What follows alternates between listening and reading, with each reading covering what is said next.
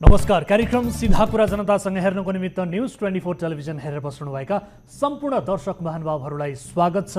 म वीरेन्द्र जैरू।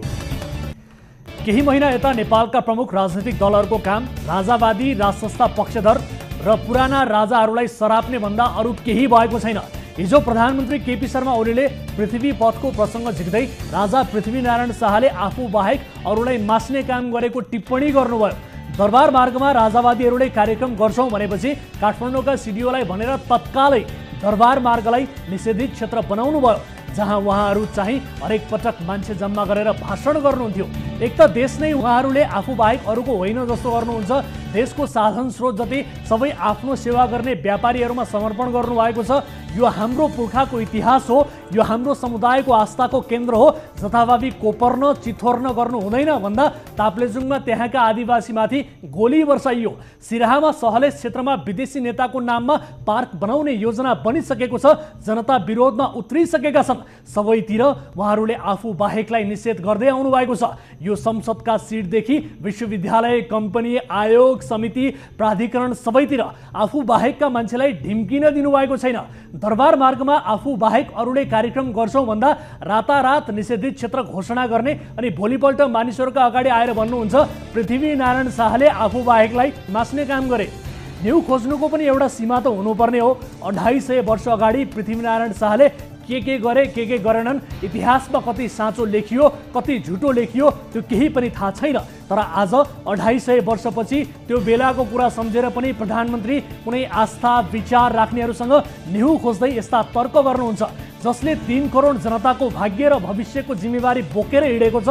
उसैले साराका सारा काम छाडेर तिनै राजावादीहरू विरुद्ध मात्रै सधैँ एकहोरो सरापी रहनुपर्छ र के साँच्चै हाम्रो देशमा मुलुक र जनताका लागि भन्नुपर्ने गर्नुपर्ने सबै काम सकिएका हुन्? यहाँ आन्दोलन राजावादीको मात्रै छैन, वित्तीय संस्थाहरूको आतंकका कारण लाखौं मानिसहरू पनि आन्दोलनमै छन्। फरक यति छ, तिनीहरू सबै सडकमा आएर नारा लगाइरहेका छैनन्। वैदेशिक रोजगारीमा गएकाहरूको पीडा र चित्कार देशका कुनै पनि प्रधानमन्त्रीसम्म पुगेकै छैन। तर तिनै वैदेशिक रोजगारीमा गएकाहरूले पठाएको रेमिट्यान्सले प्रधानमन्त्रीले खाने दाल चामलको समेत जोहो भइरहेको छ। जात जातिको कुरा त प्रधानमन्त्री ओलीले गर्नु पनि बेकार छ। यदि देशका तमाम जात जातिको माया लागेको भने उहाँले आफ्नो मन्त्रीमण्डल कति समावेशी बनाउनु भएको छ? आफ्नो पार्टीको केन्द्रीय समिति कति समावेशी छ? यसको जवाफ उहाँ दिन सक्नुहुन्छ? आफ्ना बाहेकका मान्छे राज्यका कुनै निकायमा बसेका छन् भने प्रधानमन्त्री ओली रातभर दिनभर चिन्तन मनन गरेर त्यसलाई त्यहाँबाट कसरी गलत्याउने भन्ने मात्रै सोचेर बस्नुहुन्छ। अनि अहिले भन्नुहुन्छ पृथ्वीनारायण शाहले आफू बाहेक अरूलाई मास्ने मात्रै काम गरे। दरबार अगाडिको एउटा छोटो सडक त उहाँलाई आफू र आफ्नो बाहेक अरूले एकछिन ओगटेको मन पर्दैन भने उहाँले समावेशिताको कुरा गर्न सुहाउँछ र? उहाँको जय जयकार गर्नेहरूले लगातार अवसर पाउँछन्, पार्टीमा सिट सुरक्षित हुन्छ, संसदमा मन्त्रीमण्डलमा जता पनि मानिसहरू अटाउँछन्। एक शब्द तर उहाँलाई मन नपर्ने कुरा राष्ट्रिय मानव अधिकार आयोगले के लेखिदिएको थियो, उहाँले आयोगको वार्षिक कार्यक्रम नै बहिष्कार गरिदिनु भयो। आफ्नो जय जयकार नभइरहेको लाग्यो भने प्रधानमन्त्रीले आफै प्रमुख अतिथि हुने कार्यक्रम समेत रद्द गरिदिनुहुन्छ। अर्का प्रमुख प्रतिपक्षी दलका नेता पुष्पकमल दाहाल प्रचण्ड पनि त्यस्तै हुनुहुन्छ। पहिलेका राजाहरूले आफू, आफ्नो परिवार, नातागोता सबैलाई छानी अवसर दिने ठाउँमा सेटिङ गर्थे। राजाहरूको त्यो विशेषताका सबैभन्दा ठुला, महान र इमान्दार कोही अनुयायी छन् भने ती पात्र प्रचण्ड हुन्। राजाहरूले बसालेको थितिलाई प्रचण्डले माओवादमा भन्दा बढी आस्था राखेर अनुसरण गर्नुभएको छ। उहाँका लागि आज माओवाद देखाउने पाखण्ड मात्रै बनेको छ। व्यवहारिक आस्था र क्रियाकलाप चाहिँ परिवारवाद बनेको छ। कुनै अर्थमा कुनै रङ्गरूपमा पनि प्रचण्डको परिवार र राजा महाराजाहरूको परिवारमा आज फरक भेट्टाउन मुस्किल हुन्छ। राजावादी र राजाहरूलाई सराप्दै हिँड्नेमा प्रचण्ड पनि अग्रम ऊर्जामै हुनुहुन्छ। उहाँहरूको यो आक्रोश, रोदन, छटपटी व्यवस्थाप्रतिको आस्था नभएर आफूहरूले पाइरहेको लुटेरा तन्त्र समाप्त होला कि भन्ने पीर मात्रै हो। कदाचित व्यवस्था उल्टियो भने हाम्रो चाहिँ के होला भन्ने चिन्ताले सताएको मात्रै हो। त्यही बेला राजा ज्ञानेन्द्रले प्रधानमन्त्री बनाइदिएको भए बाँकी दलहरूलाई लात हानेर राजासँग मिल्न उहाँ तयार नै हुनुहुन्थ्यो भनेर बाबुराम भट्टराईले नै पटक भनेका छन्। राजा ज्ञानेन्द्रले शक्ति हातमा लिँदा उनी रोल्पा रुकुम पनि पुगेका थिए, जहाँ माओवादीहरूले आफ्नो आधार इलाका घोषणा गरेका थिए। सेना प्रहरी पनि सितिमिति माओवादीको आधार इलाकामा जाने हिम्मत गर्दैन थिए।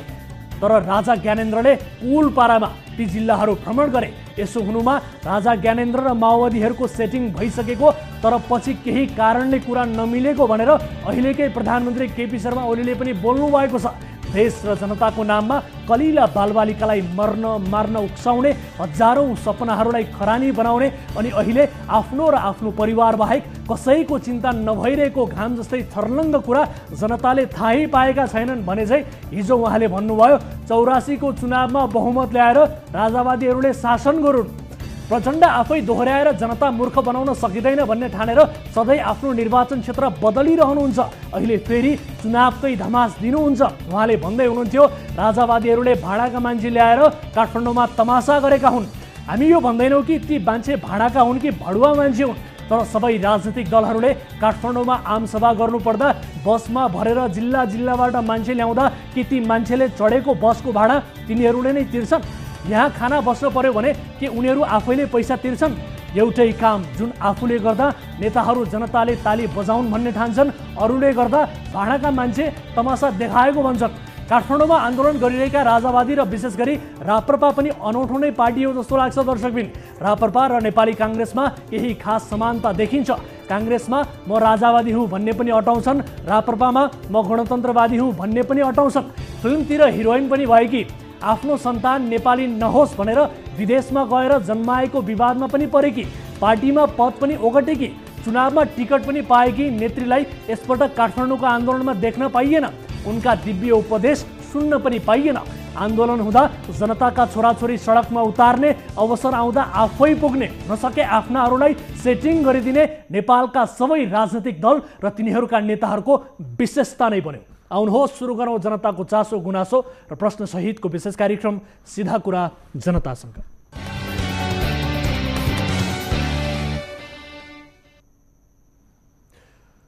ब्रेकपछि स्वागत छ दर्शक महानुभावहरू। कार्यक्रम सीधा कुरा जनतासँगको नयाँ एपिसोडमा उपस्थित भइसकेका छौँ। आजको कार्यक्रममा राजावादी विरुद्ध ओली र प्रचण्डको अनौठो एकता देखिएको प्रसङ्ग सहितको एउटा विशेष रिपोर्ट प्रस्तुत गर्नेछौँ। राष्ट्रसत्ता पुनर्स्थापनाको आन्दोलनमा सहभागी हुँदा राप्रपा नेपालका अध्यक्ष कमल थापा र राप्रपा सांसद दीपक सिंह लगायत आज पक्राउ परेका थिए। यी समग्र विषय समेटिएको एउटा रिपोर्ट देखाउनेछौँ। यसबारे थप संवाद पनि गर्नेछौँ। त्यस्तै सार्वजनिक यातायात व्यवसायीले सोमबारदेखि गाडी थन्काएर सेवा ठप्प पार्ने घोषणा गरेका छन्। के राइड सेयरिङसँग आत्तिएका हुन् त व्यवसायीहरू? यस विषयको जवाब आजको कार्यक्रममा खोज्नेछौँ। त्यस्तै झापाका कृष्णबहादुर पाठक 7 महिनादेखि साउदीको जेलमा छन्। उनी जेल पर्नुको खास कारण परिवारलाई थाहा छैन। परिवारको गुनासोसहितको रिपोर्ट पनि आजको कार्यक्रममा देखाउनेछौँ। र कतारमा अल्पत्र परेका नेपाली कामदारहरूको गुनासोसहितको रिपोर्ट पनि आजको कार्यक्रममा छ। ब्लू मुन ओभरसिज म्यानपावर कम्पनीले पोल्यान्ड पठाउने भनेर कतार पुर्याएर बिचलीमा पारेको आरोप छ र जनही 5 लाख रुपैयाँसम्म असुली गरेको पीडितहरूले दाबी गरेका छन्। विषयको पुरा मामिला आजको कार्यक्रममा देखाउनेछौँ। यसबाहेक तपाईँ दर्शक महानुभावहरूसँगको प्रत्यक्ष कुराकानीमा पनि जोडिनेछौँ। कुनै पनि समस्या पर्नु भएको छ भने हाम्रो टोल फ्री नम्बर 1660 012 2424, यसै गरी एनसेल नम्बर 98 015 72424 तपाईँका लागि खुला गरिसकेका छौँ। आउनुहोस् कार्यक्रमको सुरुवात गरौँ ताली र गालीको भोटिङ पोलबाट। यसअघि हामीले सोधेको प्रश्न थियो, अफ्ताब आलमले सफाई पाएपछि नेपाली काङ्ग्रेसले राजनीति गरेर न्यायालय प्रभावित पारेको भनेर प्रतिक्रियाहरू प्रकट भइरहेका छन्। यस्ता प्रतिक्रियाहरू स्वाभाविक हुन् भन्नेले तालीमा र होइनन् भन्नेले गालीमा भोट गर्नुपर्ने थियो। जसअनुसार 76%ले तालीमा र 24%ले गालीमा मत जाहेर गर्नुभएको छ। अर्थात् यस्ता प्रतिक्रियाहरू स्वाभाविक हुन् भन्नेमा बढी मत परेको छ। तालीमा धेरै दर्शकहरूले आफ्नो मत व्यक्त गर्नुभएको छ। अब ताली र गालीका लागि आजको प्रश्न स्क्रिनमा हेर्नुहोला। भिजिट भिजा प्रकरणमा विपक्षी दलहरूले गरेको गृहमन्त्री रमेश लेखकको राजीनामा माग यसै सेलाएर जाने सङ्केत देखिँदैछ। यो प्रकरणमा पनि सरकारले आफ्ना मान्छे जोगाउने खेल गरेको हो भन्नेले तालीमा र होइन भन्नेले गालीमा भोट गर्नुहोला। हाम्रो पात्रोको एप्लिकेसनमा गएर ताली र गालीका लागि भोट गर्न सक्नुहुनेछ र भोटिङ सुरु हुन्छ। अब आजको पहिलो विषय, राजावादी विरुद्ध प्रधानमन्त्री केपी शर्मा ओलीको टिप्पणी मात्रै तीखो होइन, अब व्यवहार पनि डन्डावाला हुन थालेको छ। आइतबार काठमाडौँमा राजावादीहरूको आन्दोलनमा प्रहरीले हस्तक्षेप नै गर्यो। कमल थापा पक्राउ नै परे। 4 दिनदेखि काठमाडौँमा राजावादीहरूको आन्दोलन चलिरहेको छ। यो प्रसङ्गमा सत्ता पक्षका केपी शर्मा ओली र प्रतिपक्षका पुष्पकमल दाहाल प्रचण्ड बीच एक अनौठो समानता पाइएको छ। ओली र प्रचण्ड बीच केही समानता आधारभूत तहमै देखिन्छन्, जस्तो कि दुवै कम्युनिस्ट पार्टीका अध्यक्ष छन्, दुवैले आफ्नो पार्टीमा एकल वर्चस्व स्थापित गरी विरोधीहरू शून्य पारेका छन् अनि दुवैको प्रतिस्पर्धा सधैँ प्रधानमन्त्री बन्नतिर देखिन्छ। अनि यी दुई नेता बीच घनघोर आरोप प्रत्यारोप पनि चल्छ। एक अर्काले गरेका काम निर्णय शैलीमा दुवै नेताहरू एक अर्कामाथि निर्मम ढङ्गले जाइलाग्छन्। पछिल्लो समय प्रधानमन्त्री ओली र माओवादी अध्यक्ष प्रचण्ड बीच देखिएको एउटा अर्को अघोषित एकता भनेको पूर्व राजा र राजसत्ता पक्षधरहरूमाथिको हमला पनि हो। माओवादीले गणतन्त्रको पक्षपोषण गर्नु र राजावादीहरू विरुद्ध क्रियाकलाप गर्नुलाई केही हदसम्म ठिकै मानिन्छ, किनभने माओवादीहरूले गणतन्त्रको नाममा देशमा ठूलो धनजनको क्षति गरेका थिए। तर माओवादीको एजेन्डामा प्रधानमन्त्री केपी शर्मा ओलीले अहिले यसरी बोकिरहनु भएको छ कि मानौ उहाँ नेकपा एमालेमा रहनुभएका नेकपा माओवादी केन्द्रका एक मात्रै प्रतिनिधि हुनुहुन्छ। नेकपा एमालेको विगत हेर्दा यो पार्टी हार्डकोर कम्युनिस्ट होइन, मुलुकको परिस्थिति अनुसार आफ्नो राजनीतिक भविष्य सुरक्षित गर्दै संवैधानिक राजसंस्था स्वीकार गरेर अघि बढेको एक नरमपन्थी कम्युनिस्ट पार्टीको रूपमा एमालेको पहिचान बनेको थियो। तर आजभोलि प्रधानमन्त्री ओलीको अभिव्यक्ति सुन्दा उहाँ कट्टरपन्थी कम्युनिस्ट पार्टीका अध्यक्ष जस्तो लाग्नुहुन्छ। प्रधानमन्त्री ओली र माओवादी अध्यक्ष बीच राजसंस्था पक्षधरमाथि अघोषित एकता गरेर खनिनु भएको छ। धेरै कुरामा ओली र प्रचण्डमा बेमेल देखिए पनि यस कुरामा भने दुवै अध्यक्षको मत अनौठो ढङ्गले मिलेको देखिन्छ। हेरौँ यो विशेष रिपोर्ट।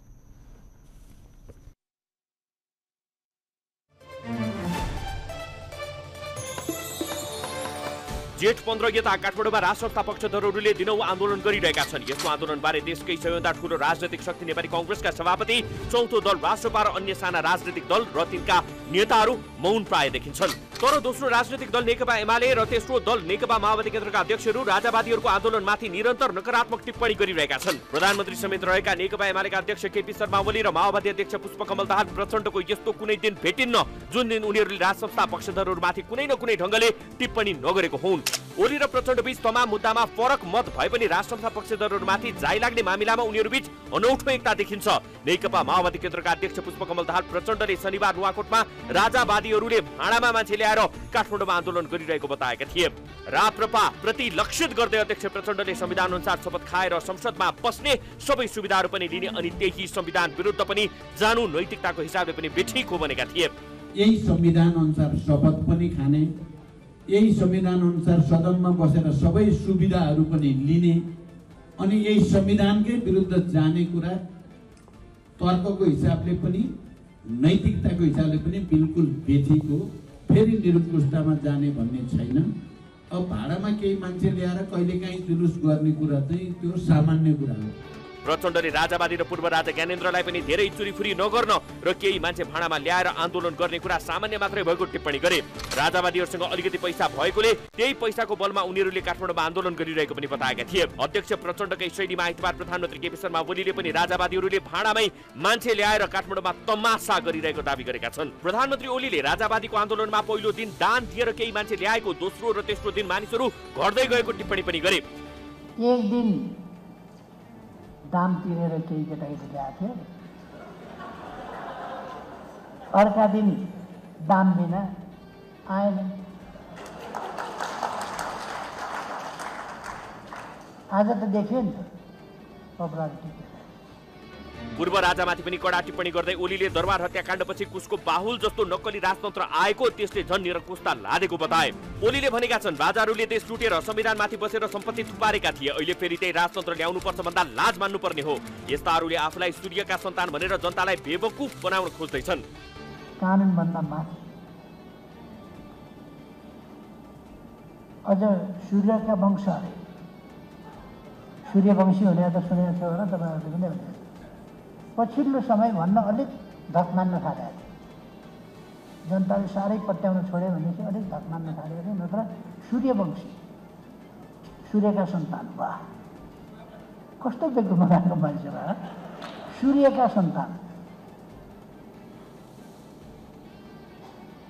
अलि अप्ठ्यारो पनि त लाग्नुपर्छ। सूर्यका सन्तान कार्यक्रम राष्ट्रिय पेशाकर्मी महासंघको थियो, तर यो कार्यक्रममा प्रधानमन्त्री केपी शर्मा ओलीले लामो समय चाहिँ राजसंस्था पक्षधरको आलोचनामा खर्च गरे। ओलीले शनिबार बुद्धिजीवी परिषदको कार्यक्रममा पुगेर पृथ्वीनारायण शाहबारे टिप्पणी गरेका थिए। ओलीले सो कार्यक्रममा राजा पृथ्वीनारायण शाहले आफू बाहेकलाई मास्ने काम मात्रै गरेको बताएका थिए। नयाँ वर्षको सन्दर्भमा पूर्व राजा ज्ञानेन्द्र शाहले पृथ्वी पथको कुरा झिकेका थिए। त्यो पृथ्वी पथलाई मार काट र हिंसासँग जोडेर प्रधानमन्त्री ओलीले पृथ्वीनारायण शाहले आफू बाहेकलाई मास्ने काम गरेको बताएका थिए। 250 वर्ष अगाडिको कुरा ल्याएर यति बेला देशको विकास, देशलाई एकताबद्ध बनाउनु छ। पृथ्वी पथले के एकताबद्ध, मारकाट गरेर एकताबद्ध? ओलीले बोली मात्रै होइन, डन्डा चलाउन थाले। कमल थापा पक्राउ। राजावादीहरूको आन्दोलनको चौथो दिन नारायण चौरबाट राप्रपा नेपालका अध्यक्ष कमल थापा समातिएका छन्। पूर्व उपप्रधान तथा गृहमन्त्री समेत रहेका थापालाई पक्राउ गरी प्रहरीले जबरजस्ती भ्यानमा राखेको थियो। राजावादीहरूले बोतल प्रहार गरेको भनेर प्रहरीले केहीमाथि लाठी चार्ज पनि गरेको छ। काठमाडौँका प्रमुख चोकहरूमा बितेका 4 दिनदेखि प्रहरीहरू परिचालन गरिएको छ। चोक चोकमा प्रहरीको तैनाथी देखेर सर्वसाधारणमा काठमाडौँभर आन्दोलन चलिरहेको भान परिरहेको छ। दरबार हत्याकाण्डमा मारिएकाहरूको सम्झनामा दीप प्रज्वलन गर्न निषेध। जेठ 19 अर्थात् 58 सालमा दरबार हत्याकाण्ड भएको थियो। हिमानी ट्रस्टले जेठ 19 मा मारिएकाहरूको सम्झनामा नारायणहिटी राजदरबारभित्रको मन्दिरमा दीप प्रज्वलन गर्न बनाएको कार्यक्रममा स्थानीय प्रशासनले अवरोध गर्ने भएपछि स्थान परिवर्तन गरिएको छ। यो कार्यक्रम कमलादी गणेश मन्दिरमा हुने भएको छ। दीप प्रज्वलनमा पूर्व राज परिवारका सदस्यहरू सहभागी हुने बताइएको छ। पूर्व राजा ज्ञानेन्द्र शाह र रानी कोमल शाह झापामा रहेका कारण उनीहरू कार्यक्रममा सहभागी हुने छैनन्। पूर्व युवराज पारस, पूर्व नव युवराज हृदयेन्द्र, पूर्व अधिराज कुमारी प्रेरणा, पूर्व राजाका बहिनी ज्वाइँहरू दीप प्रज्वलनमा जाने बुझिएको छ।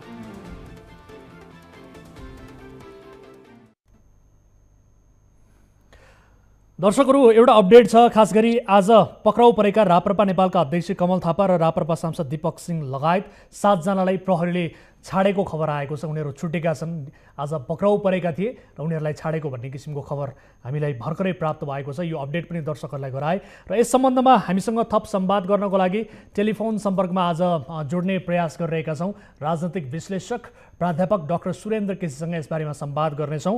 र एउटा अर्को अपडेट पनि छ कि राजावादी समूहले भोलि सोमबार अर्थात् जेठ 19 गते उपत्यका बन्द गर्ने भनेर घोषणा गरेका छन् र राष्ट्रसत्ता पुनर्स्थापनाका लागि गठित संयुक्त जनआन्दोलन समितिका संयोजक नवराज सुवेदीले एउटा विज्ञप्ति जारी गर्दै भोलि उपत्यका बन्द गर्ने घोषणा गरेका छन् र सरकारले आफूहरूको आन्दोलनमा बर्बर दमन गरेको आरोप लगाउँदै राजावादी समूहले आन्दोलनको स्वरूप परिवर्तन गर्नुपर्ने बाध्यता रहेका कारण अब उपत्यका बन्द गर्नुपर्ने भन्ने किसिमको जानकारी प्राप्त भएको छ। यो विज्ञप्ति मार्फत उनीहरूले जनाएका छन्। दर्शक महानुभावहरू, यी समग्र विषयमा हामी डाक्टर सुरेन्द्र केसीसँग संवाद गर्ने कोसिस गरिरहेका छौँ। मैले मोबाइल मार्फत उहाँलाई सम्पर्कमा ल्याउने प्रयास गरिरहेको छु। डाक्टर केसी सुन्दै हुनुहुन्छ? हजुर, सुन्दैछु। हजुर, यहाँलाई स्वागत छ कार्यक्रम सिधा कुरा जनतासँगमा। धन्यवाद। अब सबैभन्दा पहिले यो वाइसिएलको कार्यक्रममा पुष्पकमल दाहाल प्रचण्डले दिएको अभिव्यक्तिबाट यो प्रसङ्गबाट तपाईँसँगको संवाद सुरुवात गर्छु। उहाँले के भन्नुभयो भने विगतका राजाहरू हत्यारा थिए, बलात्कारी थिए भनेर भन्नुभयो। अब तपाईँ इतिहासको विद्यार्थी पनि हुनुहुन्छ, इतिहासको प्रोफेसर पनि हुनुहुन्छ होइन? यो विषय, प्रचण्डले भनेको यो विषय इतिहाससँग कतिको मेल खान्छ डाक्टर? पहिलो कुरा त प्रधानमन्त्री जस्तो पदमा दुईचोटि बसिसकेको व्यक्तिले यस्तो लवज प्रयोग गर्नु खेदजनक हो, लज्जास्पद हो। हजुर। अब दोस्रो कुरा, यसरी बलात्कार गर्थे भन्ने आरोप प्रत्यारोप दलीय नेताहरू भित्र पनि लाग्ने नगरेको होइन। सबै कम्युनिस्ट दलहरूभित्र यस्तो आरोप प्रत्यारोप लागिआएकै विगत छ। ठुल्ठुला यौन काण्डहरू बारे नेपाली कम्युनिस्ट आन्दोलनका साहित्यहरूमा छ्यापछ्याप्ती छन्। पुष्पकमलले नै काम गरेका दलहरूका नेताहरूमाथि यी आरोप लागिरहेका छन् र लागेका पनि हुन्। दोस्रो कुरा। तेस्रो कुरा, अब राजाहरूमा ऐयासीपना, अब यौनिक हरकतहरू नहुने भन्ने कुरा चाहिँ होइन, तिनीहरू हुन्थे नै। तर राजाहरूले बलात्कारै गर्थे भन्ने कुरा चाहिँ पछिल्लो पटक मैले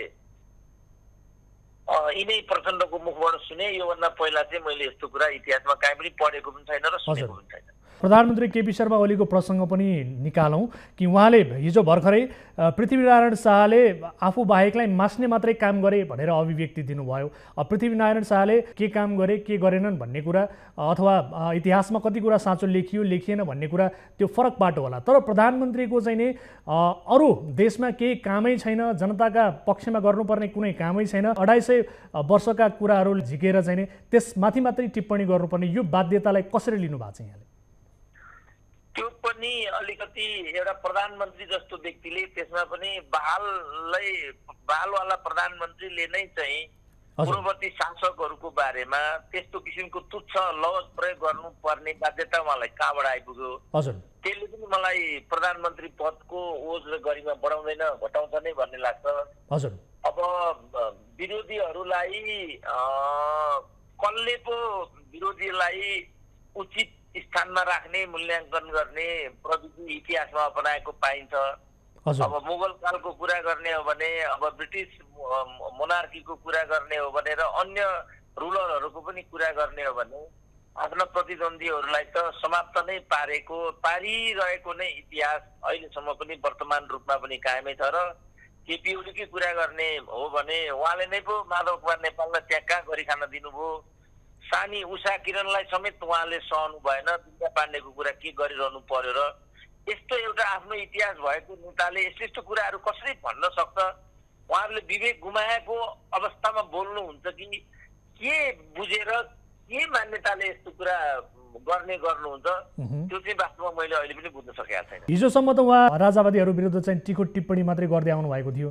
आज त समातेर सोझै झ्यालखानामा हाल्ने सुर पनि कस्नुभयो र यो प्रसङ्गलाई तपाईँले कसरी निहालिरहनु भएको छ डाक्टर साहब?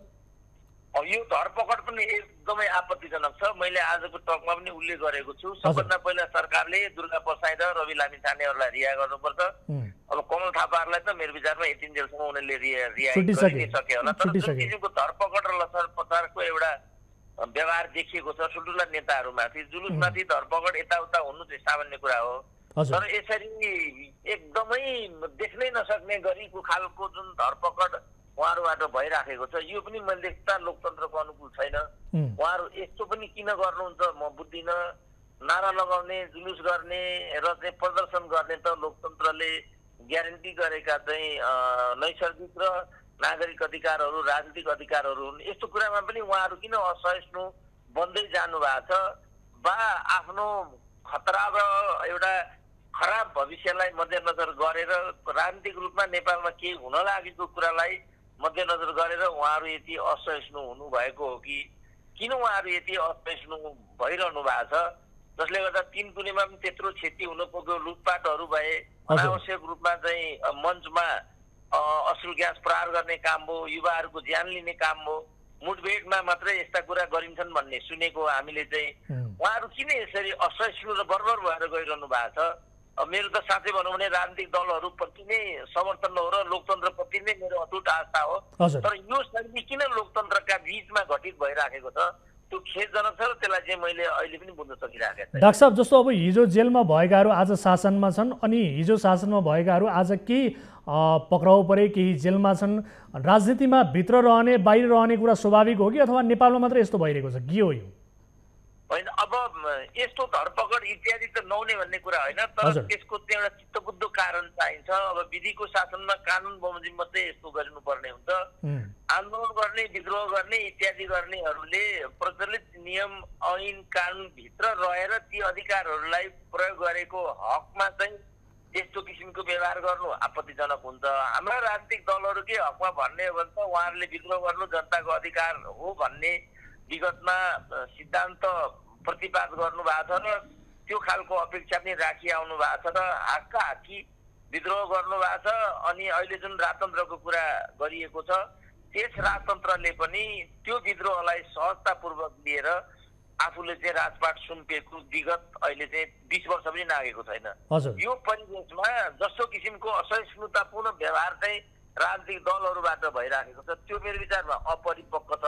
उहाँहरू किन परिपक्वतातिर जानुहुन्न र विधिको शासन मुताबिक सहज तरिकाले बल प्रयोग गर्ने कुरामा उहाँहरू किन अभ्यास गर्नुहुन्न, जबरजस्ती गर्नुहुन्छ र बलको बढ्ता प्रयोग गर्नुहुन्छ? त्यो पनि मैले बुझ्न सकिरहेको छैन। जस्तो डाक्टर साहब, जस्तो राजावादीहरूले चाहिँ फुलै फुलको बाटोमा हिँडेर पनि राज संस्था फर्काउँछौँ भनेको जस्तो लाग्छ कि लाग्दैन तपाईँलाई? अथवा यो बाटोमा काँडा पनि हुन्छन् भन्ने उनीहरूले बुझ्न नसकेका हुन्? त्यो त अब उनीहरूले राजतन्त्रलाई आफ्नो तरिकाले बुझेका छन् भन्ने सम्बन्धमा चार प्रवृत्तिले बेग्ला बेग्लै राजाको कुरा गरेबाट पनि उनीहरू राजनीतिक दलहरू, कम्युनिस्ट दलहरू जस्तै छरपष्ट हुन् र दृष्टिकोण विहीन हुन् भन्ने कुरा त नाङ्गै छ। तर उनीहरूले जसरी आफ्ना कुराहरूलाई भन्न खोजिराखेका छन्। लोकतन्त्रमा त्यति गर्न त पाइन्छ होला नि त। त्यसलाई उल्लङ्घन गरेको खण्डमा राज्यले बल प्रयोग गर्नु र संविधानले दिएका वैधानिक अधिकारहरू प्रयोग गर्नु उसको पक्षमा छँदैछ, उसको हकमा छँदैछ। तर हामीले चाहिँ जसरी निषेध क्षेत्रको कुरा गर्यौँ, जसरी उनीहरूलाई चाहिँ किनारा लाउँदै कहिले बलको पुर्याउने, कहिले कहाँ पुर्याउने देख्यौँ र डरलाग्दो गरी तिनकुनेमा जुन घटना हामीले घटेको देख्यौँ, त्यो त इन्टायरली राज्य पक्षको कमजोरीबाट भइरहेको छ। उसले अनावश्यक हस्तक्षेप गरेको प्रतिक्रियाबाट उत्पन्न भएको भागदौड र हतप्रभबाट त्यो कुरा भइराखेको छ, जो लुटाइमा पुग्यो, जो अरू कुराहरूमा पुग्यो। तर जसरी त्यहाँ गोली प्रहार गरिएको छ, त्यो गोली प्रहार गर्ने बिन्दु त त्यहाँ उत्पन्न भएकै देखिँदैन। यसबाट चाहिँ राज्य असहिष्णु भएको कुरा चाहिँ मुख्य रूपमा अहिले अगाडि आइराखेको छ।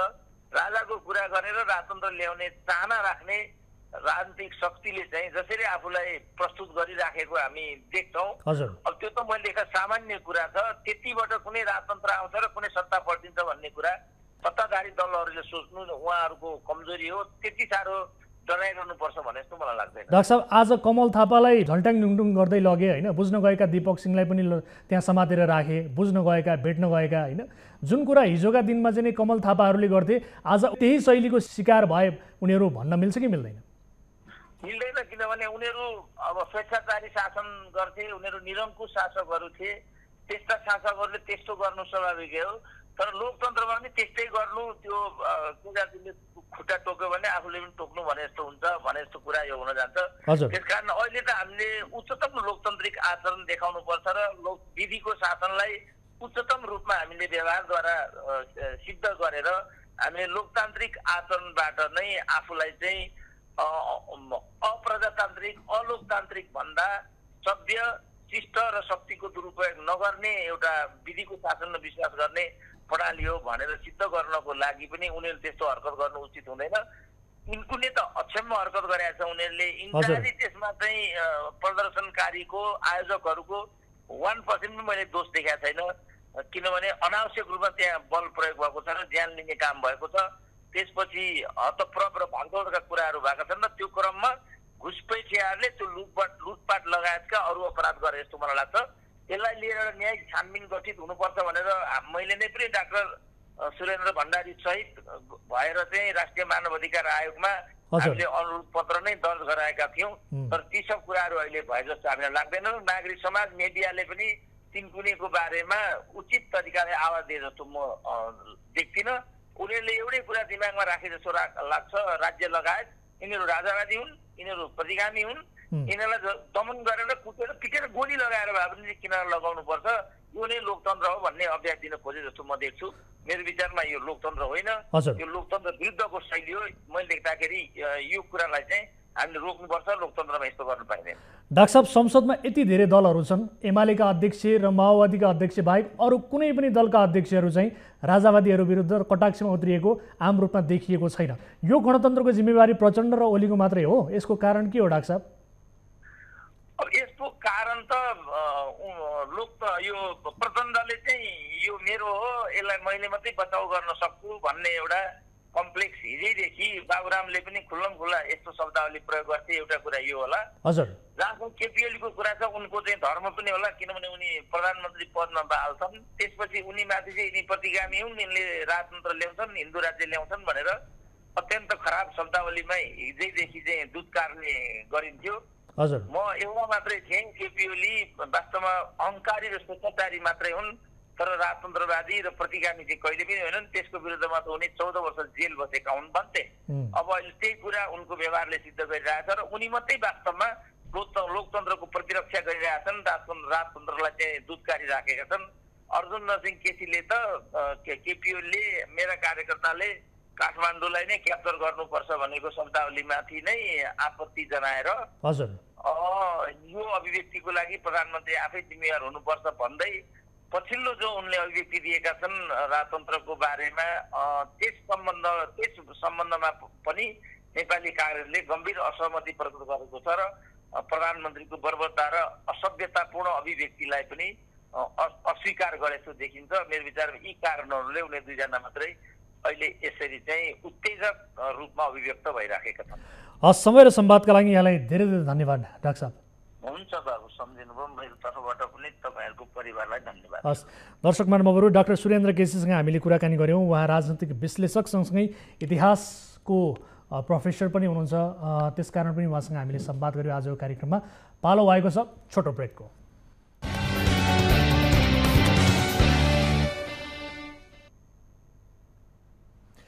ब्रेकपछि स्वागत छ दर्शकहरू, कार्यक्रम सीधा कुरा जनतासँगमा। अब आजको अर्को विषय, सार्वजनिक यातायात सम्बद्ध व्यवसायी, कर्मचारी र मजदुरका सङ्गठनहरूले सोमबारदेखि मुलुकभरको सेवा ठप्प पार्ने घोषणा गरेका छन्। निजी सवारी साधनमा यात्रु बोक्न पाउने प्रबन्ध गण्डकी प्रदेश सरकारले गरेपछि प्रादेशिक क्षेत्रमा यातायात व्यवसायीहरू आन्दोलित भएका थिए, तर उनीहरू अब राष्ट्रिय स्तरमै आन्दोलनमा उत्रिएका छन्। गण्डकी प्रदेशले नियमावली जारी गर्दै राइड सेयरिङलाई वैधानिकता दिँदै यात्रु बोक्ने प्रबन्ध गरिदिएपछि त्यस क्षेत्रका यातायात व्यवसायी असन्तुष्ट थिए। यस विरुद्ध अहिले 8वटा सङ्गठनले आइतबार संयुक्त विज्ञप्ति जारी गर्दै सोमबारदेखि सार्वजनिक यातायात नचल्ने घोषणा गरेका छन्। संयुक्त विज्ञप्तिमा गण्डकी प्रदेशले निजी प्रयोजनका लागि खरिद गरिएका 10 वर्ष पुराना 2 पाङ्ग्रे, 15 वर्ष पुराना 4 पाङ्ग्रे निजी सवारी साधनलाई भाडाका सवारी साधन सरह प्रयोग गर्ने गरी गत वैशाख 31 गते गण्डकी प्रदेशले जेठ 1 गते राइड सेयरिङ नियमावली 2082 राजपत्रमा प्रकाशित गरी निजी सवारी साधनलाई भाडामा सञ्चालन गर्ने प्रक्रिया अघि बढेको उल्लेख छ।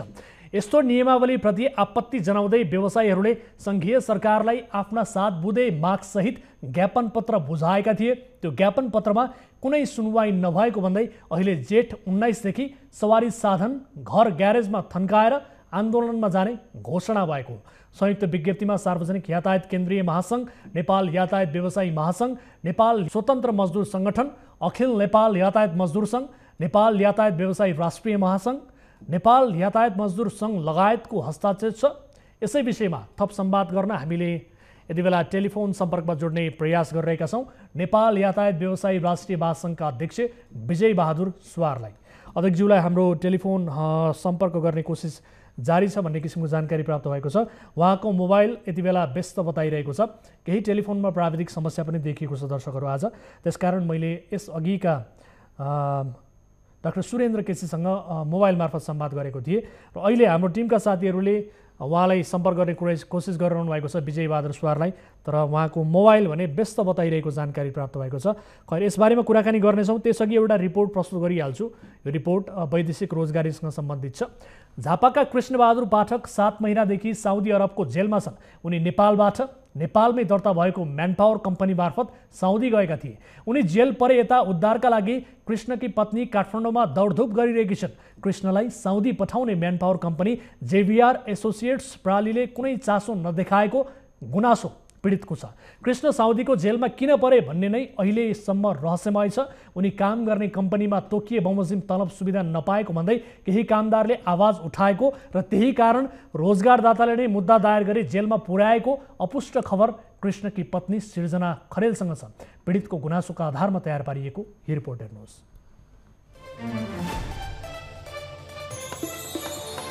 झापादमैकी सृजना खरेलका पति कृष्णबहादुर पाठक रोजगारीका लागि साउदी पुगेका थिए। जेभिआर एसोसिएट प्राली म्यानपावर कम्पनी मार्फत साउदी पुगेका उनी रियाद स्थित Abdul Rahman HJ Al Masrir Ford transport कम्पनीमा ट्रक ड्राइभरको रूपमा काम गर्थे।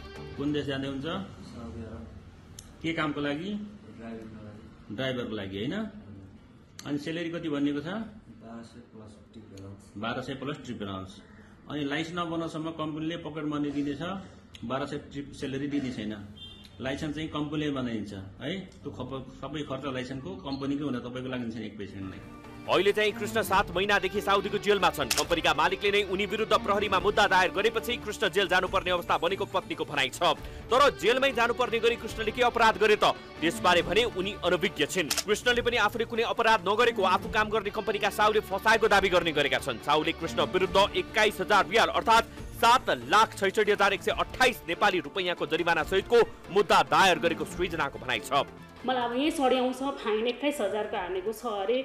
मैले केही नगर्दाखेरि पनि भन्नुभयो। अनि के मैले यहाँ आएर सोधेँ के को चाहिँ फाइन, मेरो बुढाको 21,000 हो त, अब फाइनै तिर्नुपर्छ भने के को चाहिँ हो त भनेर सोद्धाखेरि मैले उहाँ मेन पावरमा के अरे उहाँ कम्पनीमा म्यानेजरलाई फोन गरेर सोद्धाखेरि 8,000 उनीहरूको भिसाको लागेको छ अरे होइन। अनि 8,000 लाइसेन्सको लेखेको छ अरे, जस्तो केस लड्दाखेरि 8,000 त्यसको 16,000 भइहाल्यो। अनि 5,000 ऊ गरेको, अनि त्यस पछाडिबाट मेरो श्रीमानले चाहिँ युज गरेको मात्रै के अरे कम्पनीबाट पैसा लिएको मात्रै 1900 रुपियाँ छ अरे। मैले के भने म 1900 तिर्न तयार छु, मेरो श्रीमान वापस गरिदिनु भन्दाखेरि चाहिँ उनीहरू के हामीलाई के इन्फर्मै आएको छैन एम्बेसीबाट भन्छन्। 1 महिना अगाडि मैले के अरे वैदेशिक रोजगार विभागमा गएर मैले एप्लिकेसन पठाएको। एम्बेसी पनि यति धेरै लापरवाही छैन होला नि त, हाम्रै लागि बसेको हो नि त एम्बेसी होइन। कृष्ण राई साउको बदनियतले जेलसम्म पुर्याएको दावी सृजनाको पनि छ। म्यान पावर कम्पनीले सम्झौता गरेर पठाएको तलब सुविधा नपाएपछि कृष्ण सहितका नेपाली कामदारले साउदी स्थित कम्पनी विरुद्ध आवाज उठाएका थिए।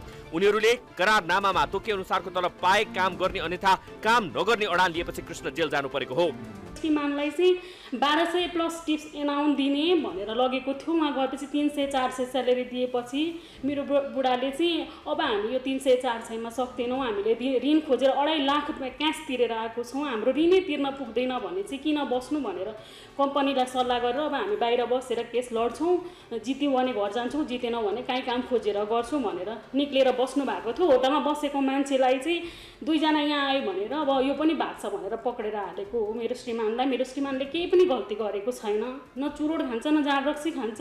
त्यस्तो सिधा मान्छेलाई होइन यति धेरै टर्चर दिएको छ बिचरा, उसलाई अब निकाल्दिन भन्ने धम्की दिन्छ अरे उसको कम्पनीको मान्छेले। कृष्ण जेल परेको खबरपछि सृजनाले पतिको उद्धार गरी पाऊँ भन्दै म्यान पावर कम्पनी विरुद्ध वैदेशिक रोजगार विभागमा उजुरी पनि गरेकी थिइन्। 26 वैशाखमा म्यान पावरका तर्फबाट दीपक प्रसाद खतिवडाले विभागमा पुगेर सहमति पनि गरेका थिए। म्यान पावरको तर्फबाट खड्का र पीडित पक्षको तर्फबाट सृजनाले गरेको सहमतिमा कृष्णलाई के कति कारणले जेलमा राखिएको यसको कारण पत्ता लगाउन सहजीकरण गर्ने र नेपाल फिर्ता ल्याउने भन्ने उल्लेख थियो। यो सहमति पत्र हेर्नुहोस्।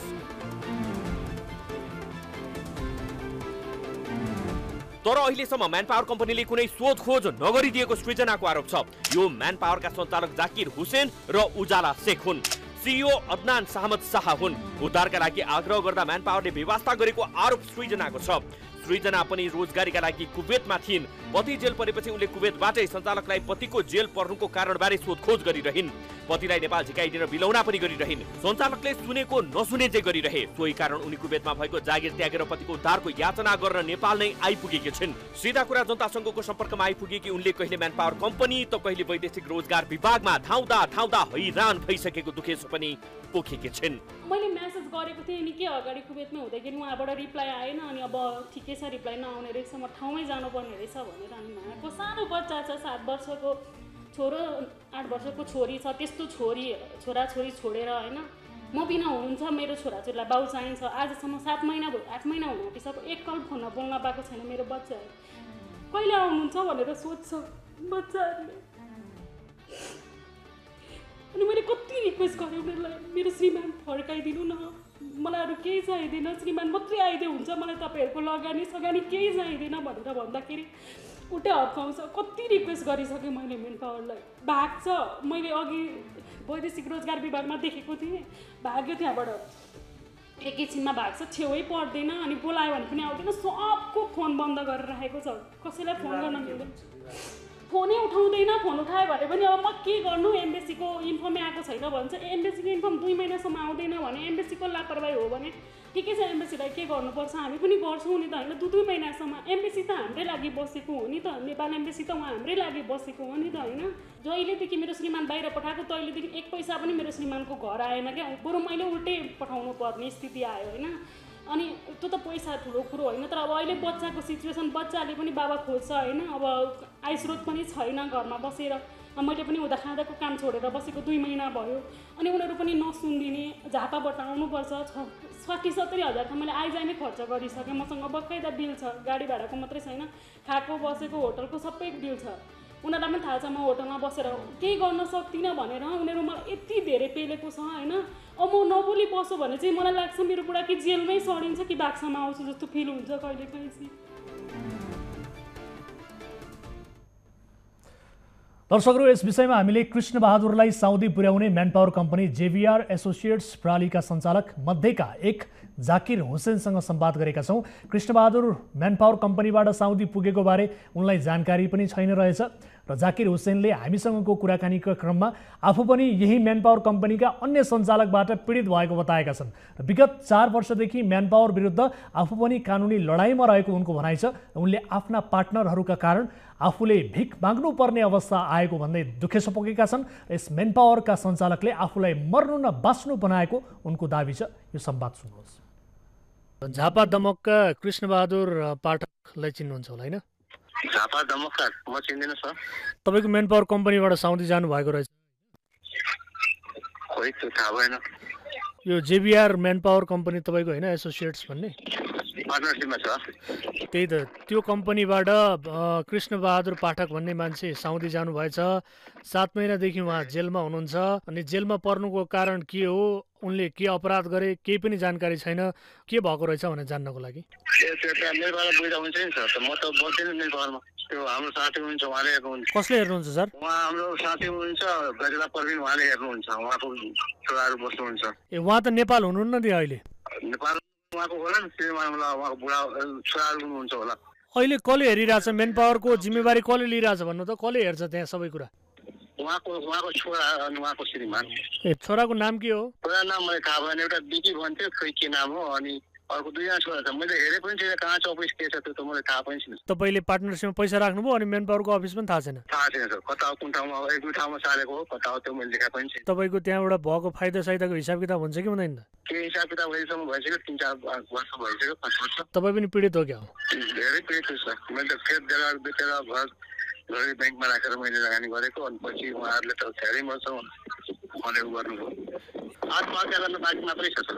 हजुर? गर्न सकेको छैन। आत्महत्या गर्न मात्रै बाँकी छ, गरेको छैन। त्यो गर्न सकेको छैन। कति पैसा डुब्यो तपाईँको भन्नु त? के भन्ने सर, यहाँ दिनुपर्छ, उहाँ दिनुपर्छ। कम्पनीलाई यताबाट 20 लाख दियो, उताबाट 10 लाख दियो, यताबाट 20 लाख दियो। पैसा सबै लियो। कहीँबाट काम केही आएन। कम्पनीमा डिपोजिट राख्नुपर्छ भनेर। हजुर? यहाँ मैले खेत सबै बेचेँ। गाउँबाट पनि प्लान भए। कति लगानी गर्नुभएको थियो तपाईँले? लगानी त भएको थियो नि त सर। पहिला ब्याङ्कबाट झिकेर पहिला मैले 90 लाख रुपियाँ त ब्याङ्कैबाट लिएको छु। अनि उजुर बाजुर गर्नु भएको छैन कतै? कतिचोटि उजुर बाजुर गरेँ, कहाँ गरे। म्यानपावर विभाग पनि धाएँ। विभागको खै थोरै बुझ्न सकिँदैन। उसलाई बोलाउँछ, यसलाई बोलाउँछ। 2-4 म गएँ, थाकेर म त कति दिन बिमारी थिएँ। अहिले पनि बिमारी छु म। तपाईँलाई पार्टनरसिपबाट हटाइसक्यो कि अहिले तपाईँ पार्टनरै हुनुहुन्छ अहिले? म त पार्टनरसिप हटाएको छैन। हजुर? तर अहिलेसम्म केही अर्थ थाहा छैन। ए, तपाईँसँग फोन सम्पर्क हुन्छ अरूको सञ्चालकसँग? कुनै सम्पर्क हुँदैन सर। म त यहाँ भिख माग्नबाट मात्रै वञ्चित छु अहिले।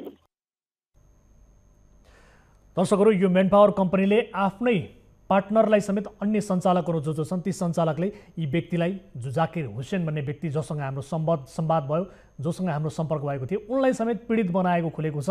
त्यसकारण पनि उनीसँगको संवाद प्रस्तुत गऱ्यौँ र हामीले केही कर्मचारीहरूलाई पनि सम्पर्क गरेका थियौँ। ती कर्मचारीहरूले पनि म्यानपावरका सञ्चालकले आफूहरूलाई पीडित बनाएको भन्ने किसिमको कुराकानी हामीसँग गुनासो पोखेका छन्। ती विषयको पनि सोधखोज हामी गर्नेछौँ र अन्य जो पीडित बनाएका जो सञ्चालकहरू थिए उनीहरूलाई हामीले सम्पर्क गर्ने प्रयास गरेका थियौँ। उनीहरूसँग सम्पर्क हुन सकेन। खैर, यस विषयको सोधखोज गर्नेछौँ र कृष्णबहादुर पाठकको अपराध के थियो त्यो विषयको बारेमा म्यानपावर कम्पनीले जवाफ पक्कै दिनुपर्नेछ र यस विषयमा साउदी स्थित नेपाली दूतावासको समेत हामी ध्यानाकर्षण गराउन चाहन्छौँ।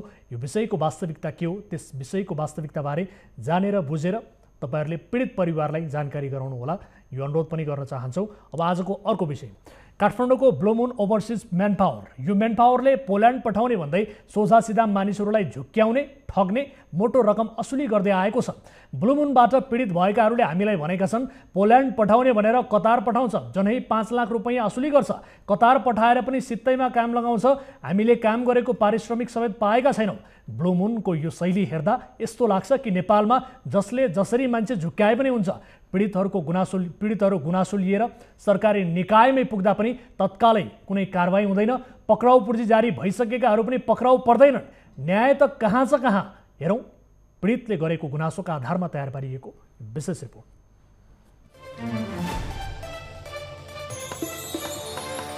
काठमाडौँमा रहेको ब्लू मुन ओभरसिज म्यानपावर कम्पनीले वैदेशिक रोजगारीका लागि युरोप पठाइदिने भन्दै नेपाली श्रमिकहरूलाई कतार पुर्याएर बिचल्लीमा पारेको खुलेको छ। 3 महिना कतारमा काममा लगाउने त्यसपछि कतैबाट युरोपेली मुलुक पोल्यान्ड पठाउने आश्वासन दिएर म्यानपावरले उनीहरूलाई कतार पुर्याएको थियो। यसरी युरोप जान पाउने आशमा कतार पुग्नेहरूमा इलामका अनिल जोगी, झापाका रोशन प्रसाई र पास्थरका बुद्ध चेम्जोङ लगायत रहेका छन्। म्यानपावरको बदमाशीका कारण युरोप पुगेर पैसा कमाउने र घर परिवारको जीवनशैली सुधार्ने सुखद सपना बोकेका तिनै युवाको सपना भने तुइएको छ। यी 3 जना चाहिँ ब्लू मुन ओभरसिजका एचआर राजेन्द्र ढुङ्गानाले उनीहरूको खाता प्रयोग गरेर उनीहरूलाई ती व्यक्तिहरूलाई प्रयोग गरेर हामीलाई चाहिँ विभिन्न प्रलोभनमा देखाएर कतार आएको 3 देखि 4 महिनासम्ममा आइडीलाई दिने, 3 देखि 4 महिनासम्म कतारमा काम गर्ने र त्यसपश्चात युरोप पठाउने भन्ने आश्वासन देखाएर हामीलाई चाहिँ 3 देखि 4 महिनासम्म काममा पनि लाका, तर काम पनि कस्तो खालको लाग्यो भने सेलरी नदिने, सेलरी दिए पनि यी व्यक्तिहरूले उठाएर खाने, त्यस्तो खालको होइन। हामी 2 जना चाहिँ काममा त्यसरी लाका। यो रोशन प्रसाई भन्ने व्यक्तिलाई चाहिँ काममा नै लागेको थिएन, ऊ आफै बिचमा काम खोजेर गरे। कार्यक्रम सीधा कुरा जनतासँगको 1320औं एपिसोडमा प्रत्यक्ष जोडिएर पीडितहरूले यसबारे गुनासो पोखेका थिए। युरोप जान पाउने आशमा प्रति व्यक्ति 5 लाखका दरले बुझाएका पनि छन्। म्यानपावरका एजेन्ट सुदीप पोखरेल, प्रीतिका घिमिरे, विनोद ढकाल लगायतले विभिन्न प्रलोभनमा पारेर आफूबाट रकम असुली गरेको पीडितहरू बताउँछन्। म्यानपावरका मानव संसाधन एचआर राजेन्द्र ढुङ्गानाले यी व्यक्तिहरूको खातामा रकम जम्मा गर्न लगाएको पीडितहरूको दाबी छ। हाम्रो पैसा फिर्ता गरिदिनुहोस् भनेर एउटा पेपर कागज बनायौँ र सो कागज बनाएको रात नै विनोद ढकाल भन्ने व्यक्ति फरार भए र हामीले सुदीप पोखरेल र यस ब्लू मुन ओभरसिजका एचआर राजेन्द्र ढुङ्गानालाई पटक कल गऱ्यौँ, तर उहाँहरूले कुनै पनि रेस्पोन्स दिनु भएन र हामी सहयोगका लागि नेपाल एम्बेसी पनि गएका थियौँ। नेपाल एम्बेसी जाँदाखेरि यहाँबाट कुनै पनि कार्य गर्न नसक्ने बताउनु भयो र हामीले नेपालमा आफ्नो आफन्त मान्छे व्यक्तिहरूलाई वैदेशिक विभागमा पठाएर हामीले तयारी दिएको पनि 1.5 महिना 2 महिना पठाएर पनि हाम्रो कुनै रेस्पोन्स नआएको कारणले पीडितहरूका आफन्तले वैदेशिक रोजगार विभागमा उजुरी गरेपछि ब्लू मुन ओभरसिज म्यानपावरका मानव संसाधक एचआरले गत चैत्र 28 मा विभागको रोहबरमा पीडितहरूसँग एक सहमति पनि गरेका थिए। उक्त सहमतिमा उनले आफ्ना एजेन्टहरूले म्यानपावरको नाम बेचेर ठगी गरेको दावी गर्दै सुदीप पोखरेल र विनोद ढकाललाई उजुरी गरी नेपाल झिकाउने र हाम्रा पीडित भाइहरूलाई नेपाल झिकाउने वा त्यही काममा लगाउने कुरामा सल्लाह गरिनेछ। नेपाल झिकाउनु पर्दा सम्बन्धित ओभरसिजले एक्जिट पर्मिट कम्पनीबाट निकालिदिने, त्यही काम गर्दा कम्पनीमा लगी काम लगाइदिने सहमति भयो भन्ने उल्लेख गरिएको थियो। तर यस्तो सहमति भएको 1.5 महिना कटिसक्दा पनि म्यानपावरले सहमतिको कार्यान्वयन नगरेको पीडितहरूको गुनासो रहेको छ। आफूहरूलाई नेपाल झिकाउन पटक पटक आग्रह गर्दा पनि म्यानपावरले बेवास्ता गरेको उनीहरू बताउँछन्। नेपालमा पनि हाम्रो आफ्नो आफन्त मान्छेहरूलाई पठायौँ, केस गऱ्यौँ, तर 1 महिना बितिसक्यो, कुनै पनि सुनाइ भएको छैन। सायद राजनीतिक पावर लागेर होला। त्यसैले गर्दाखेरि हामी यस मिडियामा आएका हौँ। यस मिडिया मार्फत सहयोग हुन्छ भन्ने आशा छ। सहयोग हुन्छ भन्ने आशाका साथ हामी उद्धारका लागि अपिल गर्दछौँ। सहमति कार्यान्वयन नभएपछि पीडितहरूका आफन्तहरूले पनि गत वैशाख 15 मा पनि वैदेशिक रोजगार विभागमा उजुरी दर्ता गराएका थिए। उक्त उजुरीमा आफूहरूलाई मानसिक टर्चर समेत गरेर भोक भोकै राखेको र पासपोर्ट समेत खोजेर स्वदेश आउन नदिएको, स्वदेश झिकाउनको साटो उल्टै हप्की दप्की गर्ने गरेको र विभागको आदेश समेत अटेर गरेको उल्लेख गरेको थियो। यस उजुरी उपर पनि कुनै सुनवाई नभएको पीडितहरूको गुनासो रहेको छ।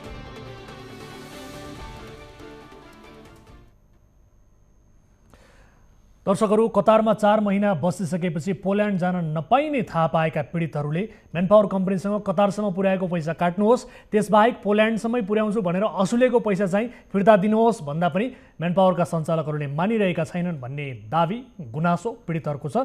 यस विषयमा हामीले जवाफ लिनका लागि म्यानपावरका खास गरी एचआर राजेन्द्र ढुङ्गानालाई सम्पर्क गरेका थियौँ, तर उहाँको मोबाइलमा सम्पर्क हुन सकेको छैन। यद्यपि केही दिन अघिको अनौपचारिक कुराकानीका क्रममा उनले पीडितहरूमाथि नै दोष थोपर्ने काम भने गरेका थिए र पीडितहरूले भनेअनुसार काम नगरेको आरोप उनको थियो र पीडितहरूलाई नेपाल फर्काउने काम गर्नुहोला भनेर भन्न चाहन्छौँ र यो समस्या छिट्टै समाधान पनि गर्नुहोला। यस विषयलाई हामी फलोअप जरुर गर्नेछौँ, यस विषयको जवाफ हामी लिनेछौँ। र यिनै विषयहरू प्रस्तुत गर्दा गर्दै आजलाई कार्यक्रम सीधा कुरा जनतासँगको निर्धारित समय पनि सकिएको छ। कुनै पनि समस्या पर्नु भएको छ भने हाम्रो टोल फ्री नम्बर 1660 012 24 24, यसै गरी एनसेल नम्बर 98 015 7 24 24 तपाईँका लागि खुला रहनेछ। आफ्ना समस्या गुनासा पीडाहरू प्रत्यक्ष रूपमा भेटेर सुनाउन चाहनुहुन्छ भने बालुवाटार स्थित न्युज 24 टेलिभिजनको कार्यालयमा आउनुहोला। तपाईँका समस्या सुन्ने मात्र होइन, त्यो समस्या सुनेर त्यसको समाधान खोज्नका लागि मध्यस्थकर्ताको भूमिका निर्वाह गर्नेछौँ भन्दै आजका लागि कार्यक्रम सीधा कुरा जनतासँगबाट म वीरेन्द्र जैरू बिदा हुन्छु। नमस्कार।